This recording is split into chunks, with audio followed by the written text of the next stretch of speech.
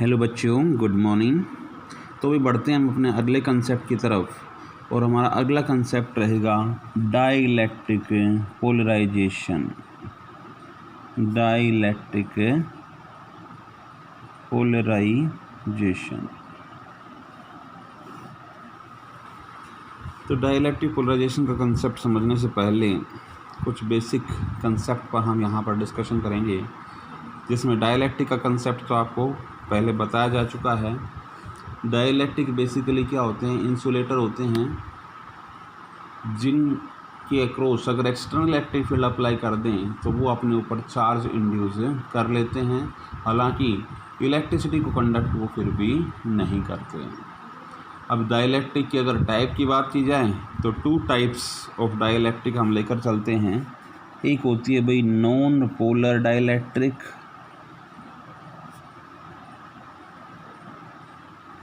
और दूसरी होती है भी polar dielectric. Non polar dielectric कौन सी डाइलेक्ट्रिक होगी? अगर किसी डाइलेक्ट्रिक में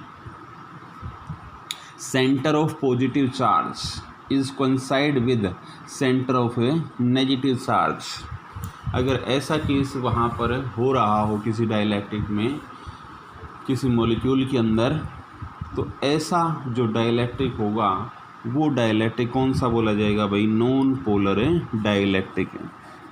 नॉन पोलर डाइलेक्ट्रिक एग्जाम्पल की अगर हम बात करते हैं तो इसमें आ जाएंगे हाइड्रोजन है, नाइट्रोजन मॉलिक्यूल है, कार्बन डाइऑक्साइड मॉलिक्यूल है। इन सब में क्या होगा कि centre of positive charge will coincide with centre of negative charge. Polar dielectric की अगर बात करते हैं तो पोलर डाइलेक्ट्रिक में centre of positive charge does not coincide with centre of negative charge. इसमें पॉजिटिव चार्ज का सेंटर और नेगेटिव चार्ज के सेंटर कोइंसाइड नहीं करेंगे, बल्कि they are separated by certain distance. और याद करो, एक इलेक्ट्रिक डाइपोल का केस हमने स्टडी किया था, तो क्या उसमें पॉजिटिव और नेगेटिव चार्ज सेपरेट नहीं करते थे हम सर्टेन डिस्टेंस से, और वो डिस्टेंस क्या बोली जाती थी भाई? Dipole length. तो ये जो पोलर डाइलेक्ट्रिक है ये एक तरह से किसके कोरस्पॉन्डिंग आप कह सकते हैं? एक इलेक्ट्रिक डाइपोल की कोरस्पॉन्डिंग कह सकते हैं। और जब पॉजिटिव और नेगेटिव चार्ज सेपरेट होंगे वहाँ पर डाइपोल लेंथ लाई करेगी, तो सीधी सी बात है वहाँ पर डाइपोल मोमेंट भी लाई करेगी। जबकि नॉन पोलर के केस में क्योंकि पॉजिटिव और नेगेटिव चार्ज एक ही पॉइंट पर कोइंसाइड हैं, इसलिए उनके बीच में डिस्टेंस 0 हो गई, डाइपोल लेंथ 0 हो गई, तो डाइपोल मोमेंट वहाँ पर क्या होगी? 0 होगी। तो याद रखेंगे, in case of non polar dielectric dipole moment की वैल्यू क्या होगी? 0, और in case of polar dielectric dipole moment will be non 0। Polar dielectric में अगर एग्जांपल की बात करते हैं तो इसमें आ जाएंगी भाई H2O वाटर है, वाटर मॉलिक्यूल है, HCl। तो ये बेसिक कंसेप्ट था भाई हमारे पास किसका? नॉन पोलर डाइलेक्ट्रिक और पोलर डाइलेक्ट्रिक का। अब यहाँ पर क्वेश्चन अराइज होता है कि क्या हम एक नॉन पोलर डाइलेक्ट्रिक को पोलर डाइलेक्ट्रिक में कन्वर्ट कर सकते हैं? तो यहाँ पर इसका आंसर क्या रहेगा? Yes, we can convert a non polar dielectric into a polar dielectric. कैसे कन्वर्ट करेंगे? अगर किसी नॉन पोलर डाइलेक्ट्रिक के अक्रॉस हम क्या अप्लाई कर दें? एक्सटर्नल इलेक्ट्रिक फील्ड अप्लाई कर दें, तो उसके कारण एक नॉन पोलर डाइलेक्ट्रिक किस में कन्वर्ट किया जा सकता है? पोलर डाइलेक्ट्रिक में। कैसे? मान लीजिए पहले नेगेटिव और पॉजिटिव दोनों के सेंटर एक ही पॉइंट पर कोइंसाइड कर रहे थे, तो ये कौन से डाइलेक्ट्रिक की टाइप में था? Non polar dielectric. अब यहाँ पर इसके अक्रॉस हमने एक्सटर्नल इलेक्ट्रिक फील्ड अप्लाई कर दिया, इस पर मान लीजिए पॉजिटिव चार्ज ले लिया, इस पर नेगेटिव चार्ज ले लिया, तो क्या इफेक्ट होगा भाई इसका? इस एक्सटर्नल इलेक्ट्रिक फील्ड की अगर डायरेक्शन की बात की जाए तो अगर इस एक्सटर्नल इलेक्ट्रिक फील्ड को E0 से रिप्रेजेंट कर रहे हैं तो इसकी डायरेक्शन क्या होगी? From positive to negative. तो उसके कारण जो पॉजिटिव चार्ज होगा वो तो किस साइड में मूव करने की कोशिश करेगा भाई, नेगेटिव प्लेट की तरफ, और जो नेगेटिव चार्ज होगा वो किसकी तरफ मूव करने की कोशिश करेगा भाई, पॉजिटिव प्लेट की तरफ। ये किसके इफेक्ट के कारण होगा, इस एक्सटर्नल इलेक्ट्रिक फील्ड के इफेक्ट के कारण। तो जब वो नेगेटिव चार्ज इधर आ गया, पॉजिटिव चार्ज इधर चला गया, तो दोनों बताइए सेपरेट हो गए नहीं हो गए। और नॉन पोलर और पोलर डाइलेक्ट्रिक में यही तो डिफरेंस था, नॉन पोलर में नेगेटिव और पॉजिटिव चार्ज एक ही पॉइंट पर कोइंसाइड होते हैं, जबकि पोलर डाइलेक्ट्रिक में नेगेटिव और पॉजिटिव चार्ज सेपरेट होते हैं सर्टेन डिस्टेंस से।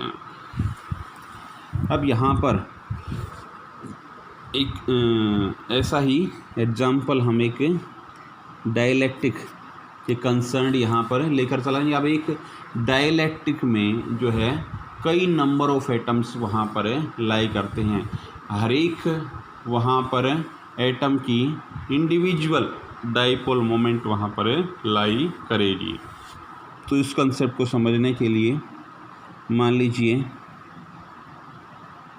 एक डाइलेक्ट्रिक हम यहाँ पर लेकर चल रहे हैं, और वो डाइलेक्ट्रिक जो है वो कैसी है, पहले कौन सी लेकर चलेंगे, non polar dielectric. Non polar dielectric होगी तो नेगेटिव और पॉजिटिव इकट्ठे लाई करेंगे वहाँ पर, नेगेटिव पॉजिटिव इकट्ठे वहाँ पर लाई करेंगे।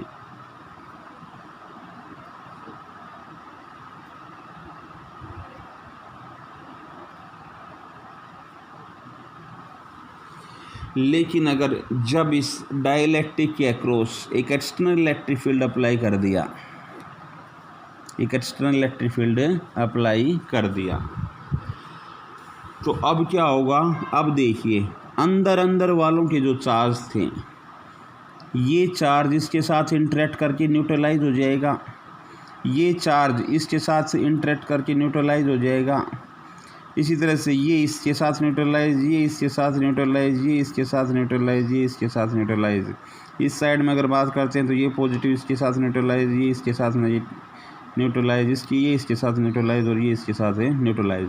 कहने का मतलब क्या हुआ कि लेफ्ट मोस्ट रीजन में तो हमारे पास कौन सा चार्ज रह गया, नेगेटिव, और राइट मोस्ट रीजन में हमारे पास कौन सा चार्ज रह गया, पॉजिटिव। क्योंकि अंदर वाले जो चार्जेस प्रेजेंट थे वो तो आपस में इंटरेक्ट होके एक दूसरे को क्या कर गए, न्यूट्रलाइज कर गए। न्यूट्रलाइज कर गए तो देखिए अब इसके अक्रॉस एक एक्सटर्नल इलेक्ट्रिक फील्ड है, तो उसने भी क्या कर दिया, यहाँ पर सेपरेट कर दिया। भाई एक नेगेटिव चार्ज यहाँ पर लाई कर रहा है, एक पॉजिटिव चार्ज यहाँ पर लाई कर रहा है, तो दो अपोजिट चार्जेस के बीच में सर्टेन डिस्टेंस यहाँ पर लाई कर गई, नहीं लाई कर गई, तो वो सर्टेन डिस्टेंस यहाँ पर क्या हो जाएगी, डाइपोल लेंथ।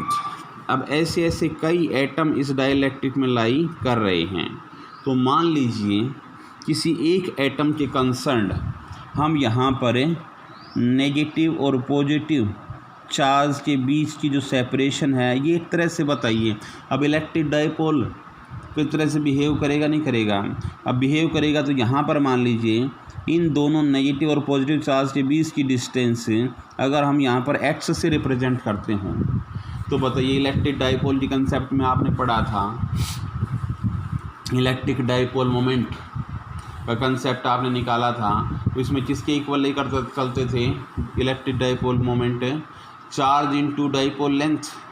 तो अगर यहाँ पर चार्ज हम क्यों लेकर चल रहे हों और भाई डिस्टेंस आपके पास अवेलेबल है x, तो यहाँ से एक एटम के कंसर्न जो डाइपोल मोमेंट की वैल्यू आ जाएगी वो बताइए, क्यू इंटू एच आ जाएगी, नहीं आ जाएगी, क्यू इंटू एच यहाँ पर क्या आ गई, dipole moment of single atom. एक डाइलेक्ट्रिक में एक एटम के कंसर्न जिसमें नेगेटिव और पॉजिटिव चार्ज सेपरेटेड हैं सर्टेन डिस्टेंस x से, तो वहाँ पर एक एटम के कंसर्न जो डाइपोल मोमेंट की वैल्यू आ गई वो कितनी आ गई, क्यू इंटू एक्स। अब यहाँ पर अगर हम कैपिटल N क्या लेकर चल रहे हों, capital N is the number of atoms per unit volume, number of atoms per unit volume अगर लेकर चल रहे हों तो बताइए एक एटम की dipole moment Q into H है। अगर इसको हम इस N से मल्टीप्लाई कर दें तो बताइए जितने भी एटम्स उस डाइलेक्ट्रिक में लाई कर रहे थे उन सब की नेट डायपोल मोमेंट आ जाएगी, नहीं आ जाएगी? Net dipole moment per unit volume आ जाएगा, क्योंकि N यहाँ क्या था, number of atoms per unit volume. तो यहाँ से अगर इस डाइलेक्ट्रिक से रिलेटेड क्या पूछी जाए, total dipole moment per unit volume, पर यूनिट वॉल्यूम, या इसका दूसरा नाम हम यहाँ पर कहेंगे टोटल डाइपोल मोमेंट डेंसिटी, और इसको हम P से रिप्रेजेंट करवाते हैं, total dipole moment density P।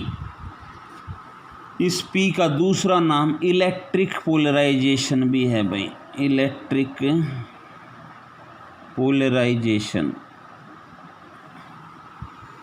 तो electric total dipole moment density कहें या इलेक्ट्रिक पोलराइजेशन कहें, दोनों का सेम कंसेप्ट है। और वो P किसके इक्वल आ जाएगा, it will B N into Q into X। देखिए एक एटम की डाइपोल मोमेंट हमारे पास कितनी थी, Q इंटू X। N यहाँ पर number of atoms per unit volume थे, इन दोनों की प्रोडक्ट कर दो तो सभी एटम्स की dipole moment per unit volume की वैल्यू आ जाएगी, नहीं आ जाएगी? और वो वैल्यू डाइपोल मोमेंट डेंसिटी बोली जाएगी, या उसको इलेक्ट्रिक पोलराइजेशन भी कह सकते हैं। और वो वैल्यू किसके इक्वल आगे भी, N into Q into X। अब यहाँ से देखिए नंबर ऑफ एटम्स तो कांस्टेंट हो गए। अब चार्ज की बात करें, Q इंटू X की बात करें तो बताइए चार्ज की यूनिट आपने पढ़ी है, N into Q into H आया हमारे पास P की वैल्यू। अब देखिए number of atoms per unit volume की अगर बात करते हैं तो नंबर ऑफ एटम्स तो कांस्टेंट हो गए। चार्ज की बात करते हैं तो कूलम होती है यूनिट, H डिस्टेंस की यूनिट मीटर, और भाई पर यूनिट वॉल्यूम का केस लिया जा रहा है तो मीटर क्यूब आ जाएगा। अब 1 मीटर से यहाँ पर पावर रिड्यूस हो जाएगी, ये value coulomb per metre square आ जाएगी। लेकिन कूलम पर मीटर स्क्वायर तो आपने फर्दर एक और फिजिकल क्वांटिटी पढ़ी है, और वो कौन सी होती है, सिग्मा आई, सिग्मा सरफेस चार्ज डेंसिटी। याद करो हमने फर्स्ट चैप्टर में 3 चार्ज डेंसिटी के कंसेप्ट पढ़े थे, एक थी लीनियर चार्ज डेंसिटी, एक थी सरफेस चार्ज डेंसिटी, एक थी वॉल्यूम चार्ज डेंसिटी। तो यहाँ पर इस केस में जो यहाँ पर चार्ज डेंसिटी ली जाएगी वो कौन सी ली जाएगी भाई, surface charge density. Charge per unit surface area, surface charge density जो होती थी, charge per unit length linear charge density, और चार्ज पर यूनिट वॉल्यूम क्या होता था, वॉल्यूम चार्ज डेंसिटी। तो उसके बेस पर यहाँ पर किस किस में रिलेशनशिप आ गया भाई, सरफेस चार्ज डेंसिटी और किस में, डाइपोल मोमेंट डेंसिटी में, या इलेक्ट्रिक पोलराइजेशन में। अच्छा अब कंसेप्ट को भाई हम यहाँ पर आगे बढ़ाते हैं, और यहाँ पर ये जो नेगेटिव और पॉजिटिव बाउंड्री लाइन पर जो अपोजिट चार्ज क्रिएट हो गए थे, अब सीधी सी बात है इसके कारण भी कुछ ना कुछ इलेक्ट्रिक फील्ड यहाँ पर लाई करेगा। तो एक तो external electric field E naught था भाई, जिसकी direction from left to right थी, और एक इंटरनल इलेक्ट्रिक फील्ड इस पॉजिटिव और इस नेगेटिव के कारण भी यहाँ पर जनरेट होगा, और उसकी डायरेक्शन किस साइड में रहेगी, लेफ़्ट साइड में। तो बताइए दो अपोजिट इलेक्ट्रिक फील्ड लाई कर रहे हैं, तो नेट इलेक्ट्रिक फील्ड इन दोनों का डिफरेंस आ जाएगा, नहीं आ जाएगा?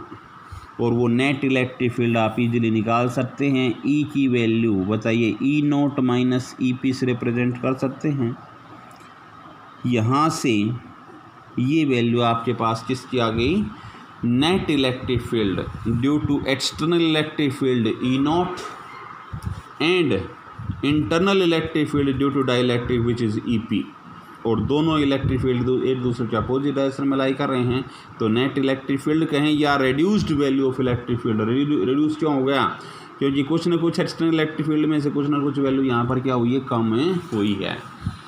तो reduced value of electric field हमारा यहाँ से किसके इक्वल आ गया, E, it will be equal to E not minus E P.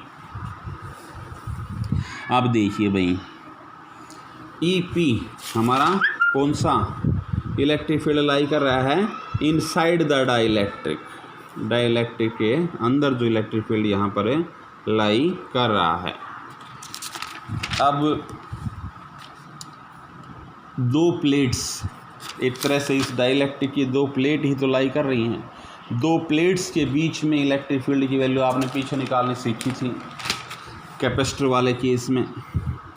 उसके बेस पर आप ई पी का रिजल्ट यहाँ से निकाल सकते हैं, किसके इक्वल आएगा।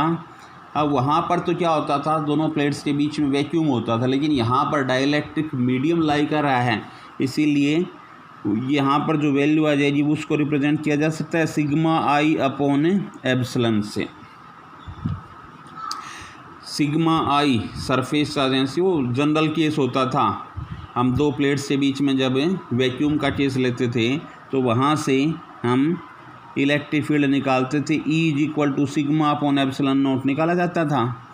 इसी को देखते हुए यहाँ पर ई पी का रिजल्ट लिखा है हमने sigma I upon epsilon not की रिप्लेसमेंट एप्सिलॉन से हो गई। क्यों, क्योंकि यहाँ पर वैक्यूम का केस नहीं, किसका है, डाइलेक्ट्रिक मीडियम का। तो ई पी की वैल्यू ये आ गई, ये ई पी की वैल्यू यहाँ रख देंगे। तो reduced value of electric field, reduced value of electric field हमारे पास ई किसके इक्वल आ जाएगा, it will be E not minus E P की जगह पर रख सकते हैं सिग्मा आई अपॉन एप्सिलॉन आएगा भाई, सॉरी एप्सिलॉन नॉट नहीं आएगा, एप्सिलॉन। लेकिन सिग्मा आई को तो अभी अभी समझाया था आपको, वो तो किसके इक्वल था भाई, पी के इक्वल था, इलेक्ट्रिक डाइपोल मोमेंट डेंसिटी। तो इस सिग्मा आई की रिप्लेसमेंट पी से की जा सकती है। उसके बेस पर ई की वैल्यू हमारे पास किसके इक्वल आ जाएगी, E not minus P upon epsilon आ जाएगा। अब ये जो पी है इलेक्ट्रिक डाइपोल मोमेंट डेंसिटी है, या इलेक्ट्रिक हमारे पास किस चीज़ की वैल्यू आई थी, इलेक्ट्रिक पोलराइजेशन जो आया था, इसकी वैल्यू को फर्दर हम रिलेट करते हैं किसके साथ, reduced value of electric field, और इनके बीच में रिलेशनशिप होता है P it will be equal to, ये किसके इक्वल होगा भाई, एक टर्म हम यहाँ पर लेंगे साई एप्सिलॉन और E. Electric dipole moment density is related with reduced value of electric field with these two physical quantities. जहाँ पर एप्सिलॉन तो आप यहाँ पर यूज़ किया ही हमने, एप्सिलॉन ये परमिटिविटी ऑफ मीडियम होती है। जब वैक्यूम का केस नहीं होता तो वहाँ पर जो मीडियम होता है उसकी परमिटिविटी जो ली जाती है वो एप्सिलॉन का केस यहाँ पर लिया जाता है। अच्छा, साई यहाँ पर क्या आ रहा है, एक प्रोपोर्शनैलिटी कांस्टेंट आ रहा है, क्योंकि जब ये रिलेशनशिप यहाँ पर ओपन करते हैं तो एक कांस्टेंट यहाँ पर आ जाता है, ये Sai, and this Sai is called electric susceptibility. ये जो सिंबल हम यहाँ पर लेकर चल रहे हैं, this is called electric susceptibility, electric susceptibility. तो ये देखिए, अब P का रिलेशनशिप हमारे पास इलेक्ट्रिक फील्ड के साथ ही आ गया। तो अब यहाँ पर जो P आ रहा है उसकी वैल्यू इस वैल्यू से रिप्लेस की जा सकती है। तो E देखिए हमारे पास किसके इक्वल आ गया, it will be equal to E not minus it will be psi epsilon E. अब एक जैसी टर्म यहाँ पर ई से रिलेटेड ये टर्म है, ई से रिलेटेड ये टर्म है, अच्छा, और नीचे भाई ये डिवाइड हो रहा है किससे? एप्सिलॉन से। एप्सिलॉन से तो एप्सिलॉन कैंसिल आउट हो जाएगा और यहाँ पर रिज़ल्ट बच जाएगा E is equal to E not minus psi E. अब E को E से रिलेटेड टर्म ये है, E से रिलेटेड टर्म ये है, दोनों टर्म्स को एक साइड में ले आएंगे तो ये टर्म इधर आके प्लस में हो जाएगी, तो E plus psi E it will be equal to E naught. अब इन दोनों में देखिए E कॉमन ले सकते हैं, अंदर क्या बच गया भाई? 1 plus psi it will be E naught. ये E इधर आके डिवीजन में आ जाएगा तो 1 plus psi it will be E not upon E. अब ई नोट अपॉन ई ये जो रेशियो है ये फर्दर एक और फिजिकल क्वांटिटी के इक्वल होता है and that physical quantity is what? Dielectric constant. तो भाई डाइलेक्ट्रिक कांस्टेंट को डिफाइन करने के लिए हमने बहुत से रेशियो डिस्कस किए हैं, फोर्स के रेशियो के रूप में, परमिटिविटी के रेशियो के रूप में, और भाई कैपेसिटेंस के रेशियो के रूप में, और यहाँ पर अगला रिलेशनशिप इलेक्ट्रिक फील्ड के रेशियो के रूप में ये एक और रिलेशनशिप हमारे पास यहाँ पर आ गया। तो ये यहाँ पर किसके इक्वल होगा? के इक्वल होगा। तो यहाँ से एक इम्पोर्टेंट रिलेशनशिप आ गया किस किस में? डाइलेक्ट्रिक कांस्टेंट और इलेक्ट्रिकल ससेप्टिबिलिटी। तो ये डिटेल्ड डिस्कशन था भाई हमारा किस चीज़ का? डाइलेक्ट्रिक पोलराइजेशन का। थोड़ा कंसेप्ट लेंथी ज़रूर है लेकिन अगर आप इसमें स्टेप बाय स्टेप चलेंगे तो बिल्कुल भी दिक्कत आपको समझने में इसमें नहीं आएगी।